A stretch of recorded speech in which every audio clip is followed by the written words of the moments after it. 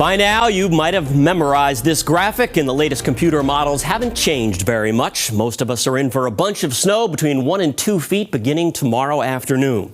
This will be the biggest winter storm we've had in a few years, but the snow will be light and fluffy in most spots, with the exception of the Cape.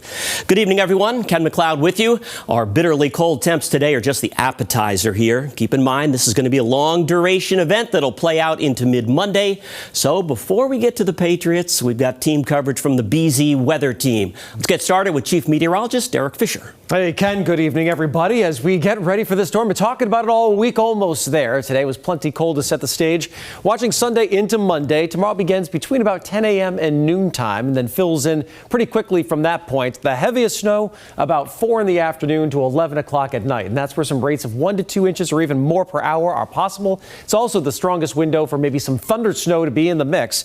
And then on the south coast and the Cape, as the night goes on, we expect some ice to kind of coat the snow on top. It'll make it a heavier, more difficult cleanup for that part of the state. Pretty widespread storm from New Mexico across Texas into the Ohio Valley, the Midwest, and all the way up through the Northeast. Just about everyone is dealing with this outside of Florida and the West Coast. There's the radar picture as that snow continues to spread off to the east with the ice coming across Tennessee and down into northern parts of Louisiana, Mississippi, and Alabama tonight. Now, the wind's calming down this evening. Still plenty cold outside, lower single digits in most spots with increasing clouds. Have that cold gray morning tomorrow, a snow sky, and then the snow starts to develop by late morning into the midday and then really picks up from there as we head into the afternoon.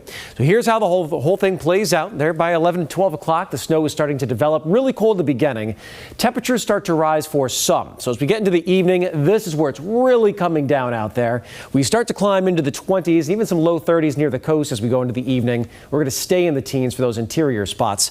Then at the end of that thump of really heavy snow, will likely top it with some sleet and maybe even a little bit of freezing rain across the south coast, Cape Cod, and the islands.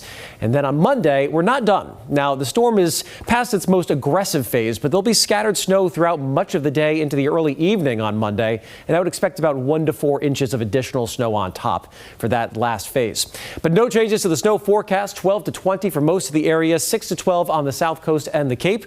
Where I do think we have a chance of 2 feet of snow would be around and just north of Boston and into the Worcester Hills as well as southern New Hampshire. And this is where we'll have a very light and fluffy snow with temperatures staying in the teens. It does get a little bit wetter, a heavier cleanup as we head into Sunday night close to the coast. Alyssa Andrews is in-house as well here, taking a look at some other parts of this storm system. And boy, Alyssa, this is going to be one to remember for the first time in a few years. Yeah, that's right. And one where we can confidently say we've got a lock. Take it to the bank when we're talking 3 inches of snow for the Boston area. And we think the same thing when it comes to 6, but expecting more in the area. So 12 inches of snow, certainly possible as well. With that said, that's going to be our biggest impact for this storm. It's going to be the snowfall, high confidence there, and then a byproduct of that is going to be the treacherous travel. So roadways, especially Sunday night into Monday morning, will be tricky for travel conditions. With low tide, coastal flooding is on the lower end for the threat there. And we're also talking about maybe not as big of a wind threat because we've had questions, why not blizzard conditions with this level of snow and this amount of impact?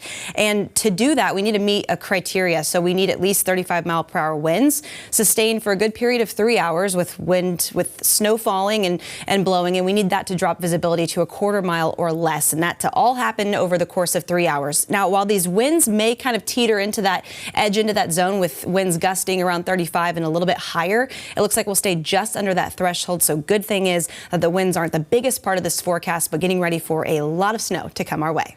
Ken. All right, Alyssa, thanks very much.